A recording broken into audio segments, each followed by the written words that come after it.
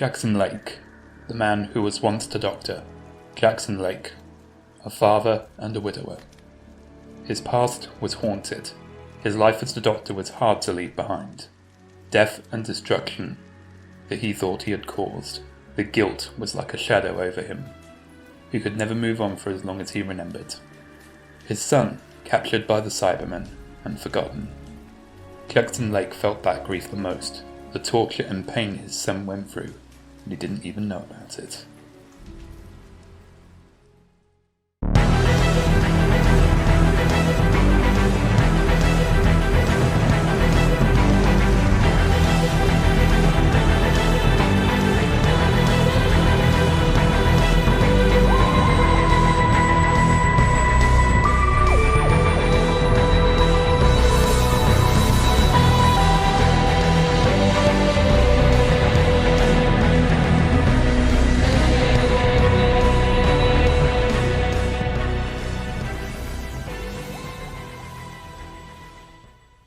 Jackson was hosting a dinner party for him and his friends.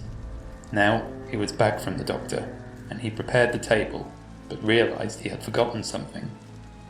He walked through the house, but then he saw something. War. The death and destruction in the golden citadel of Gallifrey.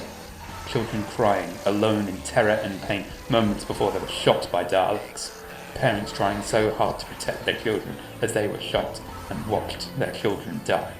Brave soldiers giving up their lives to save hundreds of people. Spaceships being blown to pieces as the final scream of hundreds of people came from the sky.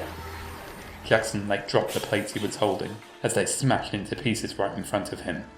He saw reality again, and he saw his real life again, only now reliving the pain of what it was like when he was the doctor. As Jackson cleared the mess of the smashed plates, he cut his hands, and as he looked up for a moment he saw something else. A metal machine, spherical orbs on the outside of it and wires on the inside. He looked around and saw a calendar, 1872, and the name of some papers that had been scattered over the floor with a name. Frederick Lake, as a man who looked as Jackson imagined his son would be when he was older, being pushed into this cage before being plugged and strapped into it, before being electrocuted and mutated. He saw his son die, and been forced into a mindless mutant before the cage closed in on him.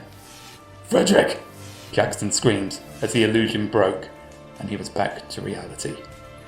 Tears streamed down his face as his son walked into the room. "Yes, father?" Frederick said as he walked in. "Sorry, just come here a second," Jackson said as his son hugged him. Frederick walked back upstairs. Jackson had picked up all the broken pieces of the plate and placed them back in his kitchen. As he got more out of the cupboard, he looked at them. He froze. Several Cybermen stood there.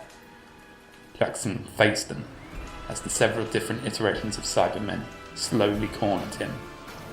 He was trapped.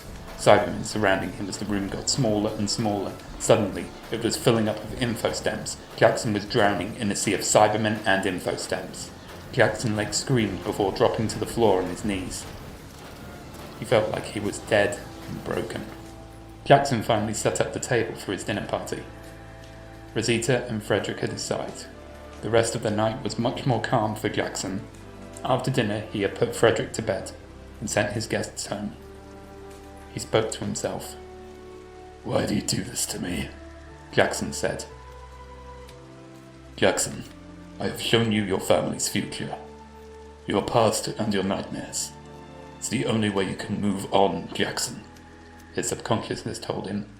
"I have moved on," Jackson insisted. "I've put my life back together. I've got Frederick, I've got Rosita. Why can't you just see that?" Jackson shouted before remembering at the end of the day, he was alone. Just as he thought he was alone, his room became a dark blue room. His wife was in a corner. He tried to move, but he couldn't. The Cyberman approached her as he heard her scream one last time. He was broken. He couldn't help it. He may have Rosita and Frederick, but now he was truly alone. The next day, Jackson sat up at his desk as he picked up some paper and a quill. Before he started writing the title, A Man of Two Minds. before he heard a knock at the door. At the door was the doctor, but not the one he was expecting if he ever was to encounter him again. Not the one that Jackson thought would return one day, but this one was yet to meet Jackson and wore a stick of celery. He held out his hand and gave Jackson a gleeful smile, but Jackson didn't know how to respond. He welcomed the doctor in before either of them had a chance to speak, and welcoming the doctor into his abode was his biggest mistake yet.